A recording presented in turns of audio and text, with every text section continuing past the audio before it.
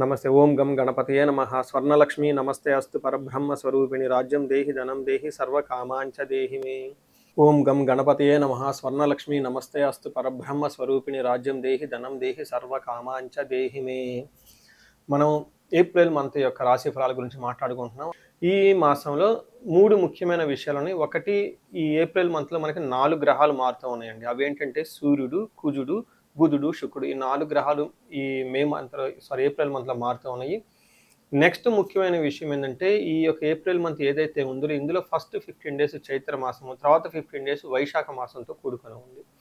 ఇందులో ఒక విశేషం ఇంకొకటి ఏమంటే, మనకి 19వ తారీఖున మనకి వైశాఖ మాసము శుద్ధ తృతీయ రోజున, ఆ రోజున మనకి 19వ తారీఖున అక్షయ తృతీయ పండగ ఆ రోజు మనకు జరుగుతూ ఉందండి. ఇది చాలా ముఖ్యమైనది.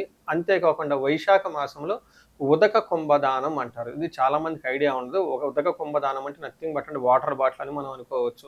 కుంభం అంటే ఒక చెంబు లాంటిది కానీ, పాత్ర లాంటిది కానీ మనకి పూజా షాపుల్లో అమ్ముతూ ఉంటారన్నమాట. అలాంటి చెంబు లాంటిది, ఇత్తడిది కానీ, రాగిది కానీ తీసుకొని దాని నిండా నీళ్లు పోసి అందులో కొంచెం ఏదైనా జీలకర్ర కానివ్వండి, లేదంటే సుగంధభరిత యాలకులు కానీ వేసేసి, ఒక చిన్న స్వీట్ కానివ్వండి, లేదంటే ఒక చిన్న బెల్లం ముక్క కనేసి ఆ నీటిని అలా దానం చేయటాన్ని ఉదక కుంభదానం అంటారు.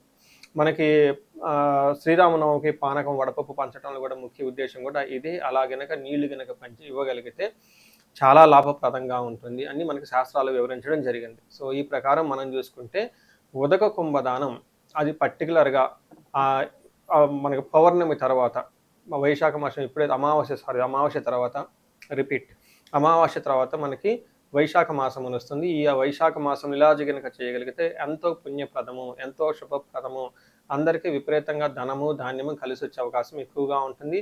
ఇది చాలా సింపుల్ ప్రొసీజరు. చక్కగా దీన్ని చేసుకొని పెద్దవాళ్ళకి గనక దానం చేయగలిగితే, పండితోత్తములకు కానీ, బ్రాహ్మణులకు కానీ, వేద పండితులకు కానీ అలా ఒక ఉదక కుంభాన్ని గనక దానం చేయగలిగితే, వాళ్ళ ఆశీర్వాదం తీసుకుంటే గురుబలం విపరీతంగా పెరిగి ధనము ధాన్యము సంతానము సమృద్ధిగా ఉండే అవకాశం ఎక్కువగా ఉంటుంది. సో ఈ యొక్క ఏప్రిల్ మంత్లో ఉన్న ఈ ముఖ్యమైన విశేషాలు, పండగలు మీరు తెలుసుకున్నారు కాబట్టి తగు విధమైన మీరు రెమెడీస్ లాగా చేసుకుంటే అంత బాగుంటుందండి. అందరూ చక్కగా ఉండాలని, ఈ రాశి వాళ్ళు అష్టైశ్వర్యాలతో ఉండాలని చెప్పేసి నేను కోరుకుంటున్నాను. నమస్తే. మకర రాశి వారికి ఏప్రిల్ 2026 సంవత్సరంలో చూస్తే చాలా బాగున్న రాశి ఫలాల్లో మకర రాశి వాళ్ళది ఒకటి. లాస్ట్ ఇయర్ తీసుకోవచ్చు, 2026 సంవత్సరంలో తీసుకోవచ్చు. వీళ్ళకి పెద్ద పెద్ద గ్రహాలన్నీ అనుకూలంగా ఉన్నాయి, ఇంకా అనుకూలంగా రాబోతూ ఉన్నాయి. ఇలాంటి సందర్భంలో ఈ మకర రాశి వాళ్ళకి ఏప్రిల్ మంత్ కూడా చాలా అనుకూలంగా ఉంది, దివ్యంగా ఉందని గమనించుకోవాలి. వివరాల్లోకి వెళ్లే ముందు ఇందులో ఉన్న నక్షత్రాలు చూస్తే ఉత్తరాషాఢ 2, 3, 4 పాదాలు, శ్రవణం 1, 2, 3, 4 పాదాలు, ధనిష్ట 1, 2 పాదాలంతా ఇందులో ఉంటారు. పేరు బలం చూస్తే ఇందులో జో, జా, జీ, జూ, జే, జో, ఖా, గా, గి అనే లెటర్స్ వాళ్ళ ఫస్ట్ లెటర్స్ ఉంటే బాగా కలిసి వస్తుంది. ఈ లెటర్స్ సంబంధించి ఉండేవాళ్ళు అంటే వాళ్ళది మకర రాశి అవుతుంది.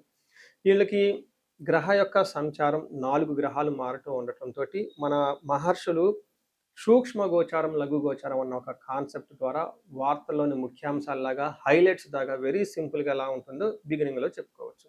అందులో భాగంగా సూర్యుడు వీళ్ళకి లక్ష్మీదేవిని ఇస్తూ ఉన్నారు ఫస్ట్ 15 డేస్. తర్వాత 15 డేస్ వీళ్ళకి ప్రొఫెషనల్ మ్యాటర్స్లో గ్రోత్ని ఇస్తున్న, ఇంటికి సంబంధించిన వాతావరణంలో అగౌరవం అంటే అవమానాలు జరిగే అవకాశం ఉంటుంది.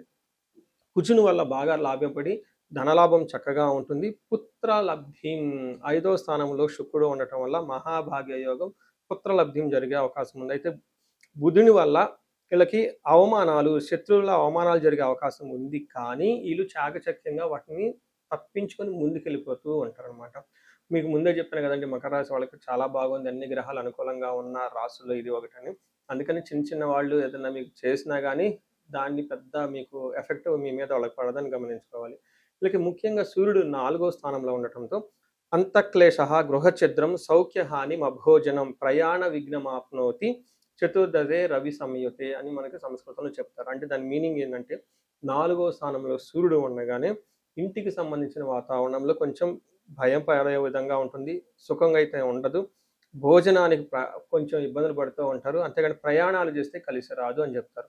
కానీ ఇదే విధంగా సూర్యుడు 10వ స్థానంలో దృష్టి చూడటంతో ప్రొఫెషనల్ మ్యాటర్స్లో అనుకూలంగా ఉంటుంది, ప్రమోషన్స్ వచ్చే అవకాశం ఉంటుంది, చక్కగా అన్ని విధాలు అనుకొని ముందుకెళ్ళే అవకాశం ఉంటుంది. అదేవిధంగా కుజుడు 3వ స్థానంలో ఉండటంతో వీళ్ళకి విత్తలాభ సదా ఆరోగ్యం ఇష్టసిద్ధి సుఖావహ వస్త్రలాభో ధనప్రాప్తి తృతీయ స్థానకే కుజ అని చెప్తారు. అంటే కుజుడు వీళ్ళకి 3వ స్థానంలో ఉండటం చాలా బాగా కలిసి వస్తుంది. ఏ విధంగా కలిసి వస్తుంది? విత్తలాభం అంటే ధనం కలిసి వస్తుంది, ఆరోగ్యం బాగుంటుంది, ఇష్టసిద్ధి సుఖావహ అనుకున్న పనులను చక్కగా చూసుకుంటూ ఉంటారు, సుఖంగా ఉంటారు. అంతేకాకుండా ధనధాన్యాలతో చక్కగా సమృద్ధిగా ఉంటారు అని మనకి శాస్త్రాల్లో వివరించడం జరిగింది.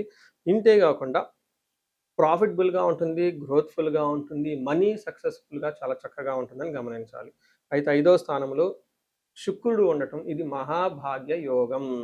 5వ స్థానంలో అది మనకి లక్ష్మీ స్థానం అంటారు. అక్కడ శుక్రుడు అందులో ఉండటంతో మహాభాగ్యాన్ని ఇస్తూ ఉంటుందని చెప్తారు. ఏ విధంగా ఇస్తుంది? దాసీజన భృత్యలాభ నిత్య మృష్టాన్న భోజనం ధనధాన్య అభిష్టార్థ సిద్ధి అని చెప్తారు. అంటే ఏంటి? వీళ్ళ కింద ఉన్న ఎంప్లాయీస్ కానివ్వండి, లేదా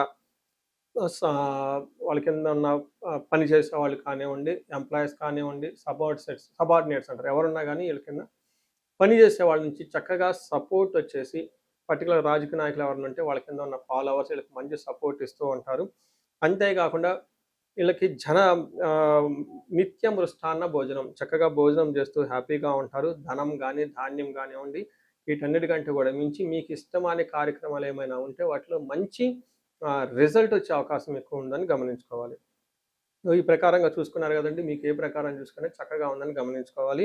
ఇందులో నక్షత్రాలను బట్టి చూసుకుంటే ఉత్తరాషాఢ, శ్రవణం, ధనిష్ట నక్షత్రాలు ఇందులో ఉంటాయి. ఉత్తరాషాఢ నక్షత్రం వాళ్ళకి జయప్రదంగా ఉంటుంది, ధనలాభము ఉంటుంది, అంటే ఓవరాల్గా జయంగా ఉంటుంది, ధనం బాగుంటుంది.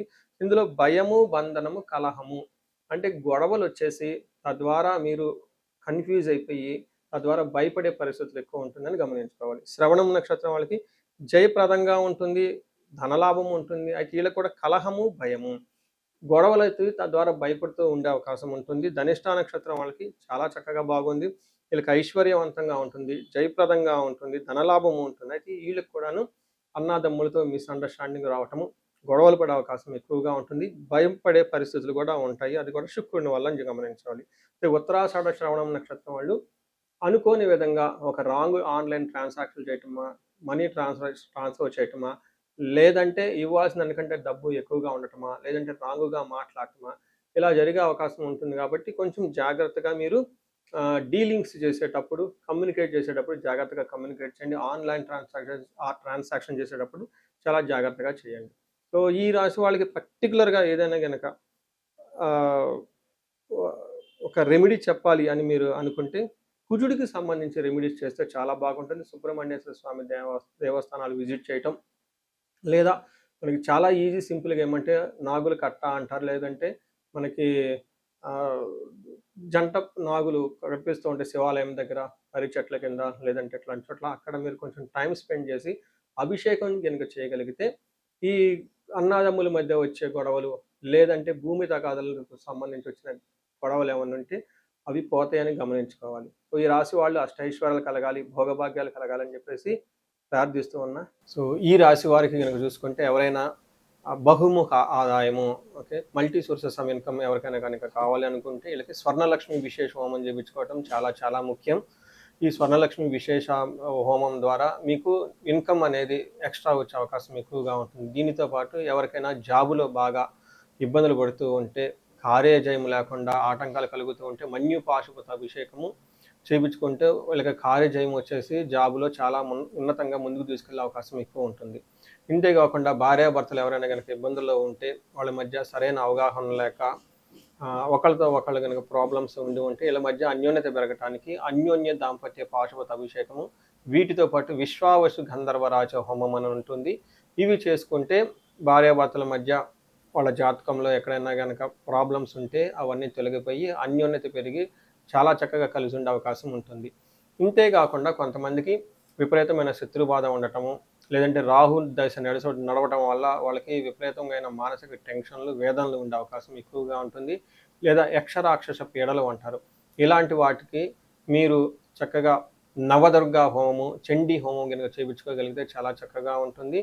మీకు ఎలాంటి సమస్య ఉన్నా, అది హెల్త్ కానివ్వండి, ఇంకొకటి కానీ, మీ ఏజ్ పర్టికులర్గా 35-40 సంవత్సరాల మధ్యలో ఉండి లైఫ్లో కెరియర్లో అప్పటిదాకా చాలా చక్కగా దూసుకొని వచ్చేసి ఈ ఏజ్లో మీకు అరౌండ్ 40 అటు 5 ± 4 5 ఇయర్స్ ఉండి కెరియర్‌లో గనుక బ్రేక్ వచ్చినట్లయితే ఆగిపోయారు, స్టాగ్నెంటెడ్ అయ్యారు, గ్రోత్ లేదని మీకు గనుక అనిపిచ్చేస్తే ఒక్కసారి ఇండివిడ్యువల్‌గా జాతకం చూపించుకోవటం చాలా చాలా ముఖ్యం. ఎందుకంటే ఈ టైంలో మీకు చాలా వరకు ఉన్న శాపాలు లేదంటే గ్రహ యొక్క దోషాలు అడ్డం పడి మీ గ్రోత్‌ని ఎదగకుండా ఆపేసే అవకాశం ఎక్కువగా ఉంటుంది.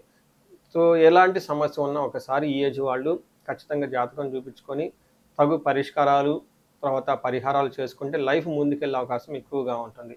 ఈ వయస్సు వాళ్ళకి ఈ రాశి వాళ్ళకి అష్టైశ్వర్యాలు కలగాలని, భోగభాగ్యాలు కలగాలని చెప్పేసి నేను కోరుకుంటున్నాను. నమస్తే.